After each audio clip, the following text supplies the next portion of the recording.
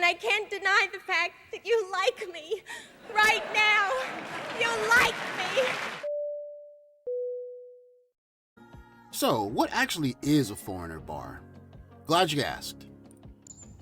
Basically, yeah, so a lot of foreigners went there, which is why it's called a Gaijin bar. It was a bit of a meat market.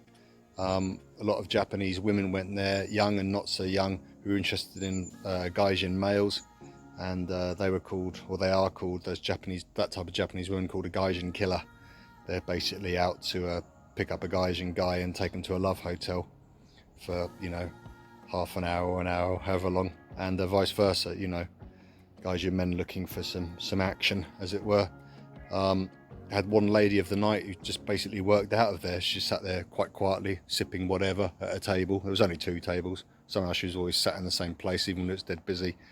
Occasionally a man would come, and it was all very sort of discreet. He'd mutter something in her ear, but one time I heard fellow, which is how I found out the Japanese for a BJ is fellatio, fellow. And out back they went. There was an alley out back, really salubrious stuff. Yeah, so basically, because it was a Gaijin bar, it kind of didn't have a very good reputation. These places generally don't. Other bars where Gaijin couldn't get into because they were too drunk or they looked too menacing, or the place.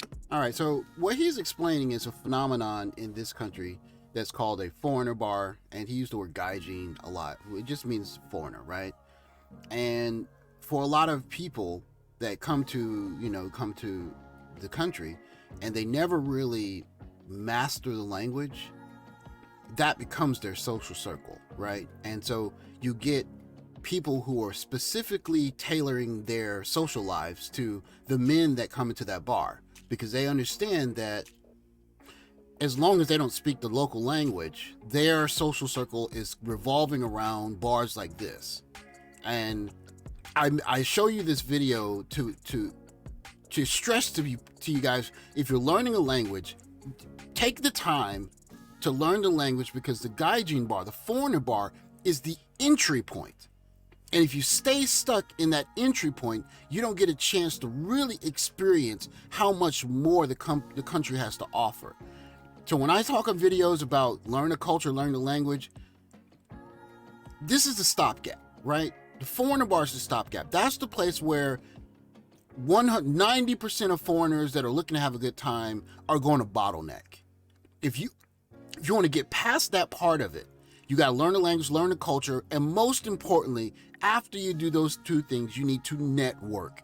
You need to meet people who know the lay of the land, get to know them, and get tips from those guys.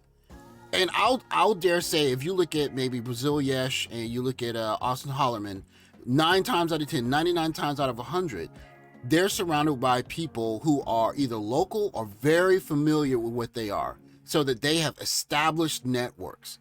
If you look at most of the guys online that are talking about, passport bros that are doing it regularly, they have social networks. They know people.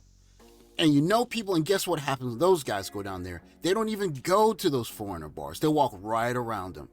So, guys, if you're getting ready to go down there, do the homework and don't get in the place where your social circle is dominated by the bars that are dominated by foreigners, because you're going to get a social experience where it's a group of people that are tailored to your existence, and in some instances, and sometimes your naivety.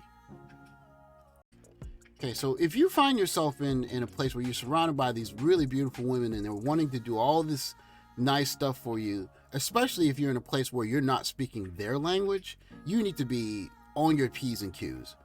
I'll say it before, I'll keep saying it again. The best 2 things you can do: learn the language, learn the culture, and get a mentor. If you have a mentor, someone who understands the lay of the land, they're going to let you know, oh, this is genuine, oh, this is just salesmanship. And you need that. So when you see guys like Brazil Yesh or guys like Austin Holloman, these guys have networks. These guys know people. They're not going to the foreigner bars. And if they are, that's like the beginning of the night because it's cheap or whatever.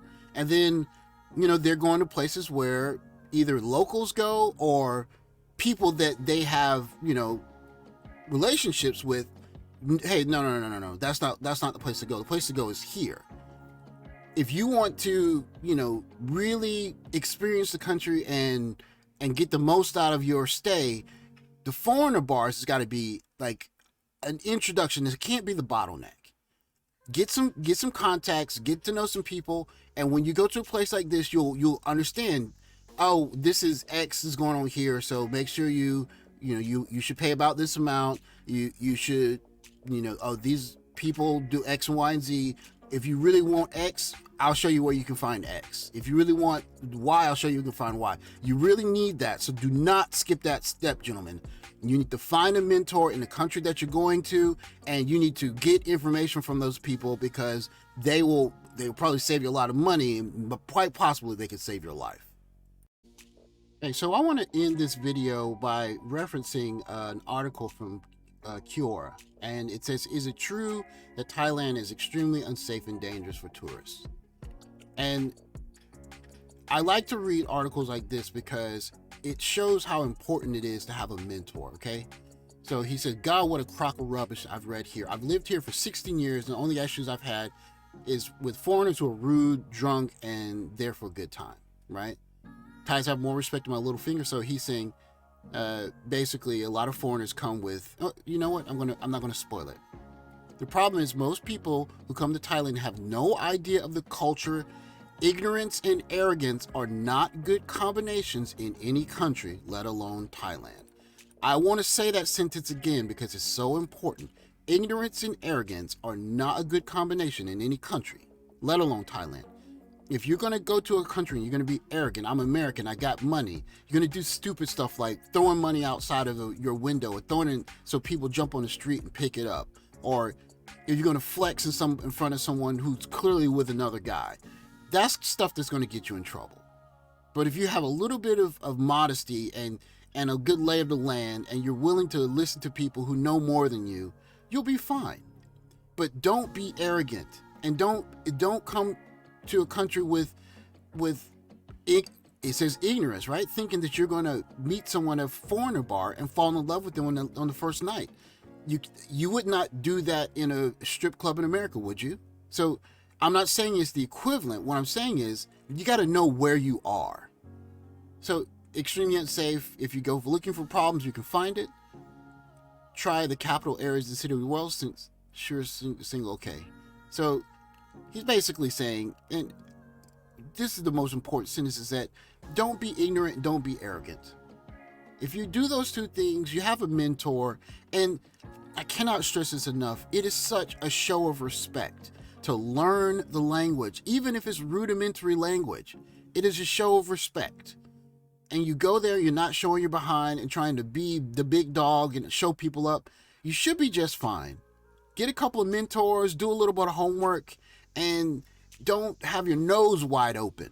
So my last couple of videos, I don't know if they got your attention or not, but if you're going with your nose wide open and you're trying to rescue somebody, you're going to end up making some bigger problems than you set out for. Be humble, be attentive, get a mentor. Learn a little bit about the culture, you'll be just fine. So with that, guys, I want to say thank you for watching. Again, don't be ignorant, don't be arrogant. Get a mentor and learn the language a little bit. You do those 4 things, you'll be just fine. And if you go any place, don't act in any way that you wouldn't act if you were in a strange city in America. You'll be just fine. With that, guys, I want to say thank you for watching. Please like, subscribe, and I'll catch you guys on the next video. Later, guys.